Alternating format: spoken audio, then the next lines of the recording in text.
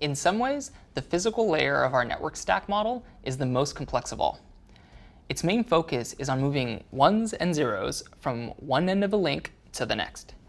But very complicated mathematics, physics, and electrical engineering principles are at play to transmit huge volumes of data across tiny wires at incredible speeds.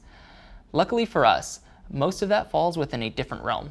What you, an aspiring IT support specialist, needs to know about the physical layer is much more approachable.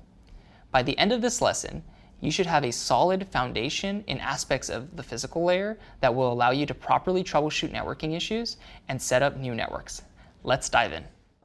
The physical layer consists of devices and means of transmitting bits across computer networks.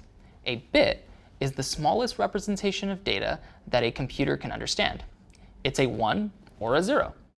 These ones and zeros sent across networks at the lowest level are what make up the frames and packets of data that we'll learn about when we cover the other layers. The takeaway is that it doesn't matter whether you're streaming your favorite song, emailing your boss, or using an ATM. What you're really doing is sending ones and zeros across the physical layer of the many different networks between you and the server you're interacting with. A standard copper network cable, once connected to devices on both ends, will carry a constant electrical charge. Ones and zeros are sent across those network cables through a process called modulation. Modulation is a way of varying the voltage of this charge moving across the cable. When used for computer networks, this kind of modulation is more specifically known as line coding.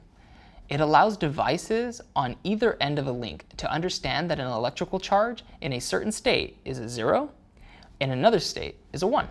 Through this seemingly simple technique, modern networks are capable of moving 10 billion ones and zeros across a single network cable every second.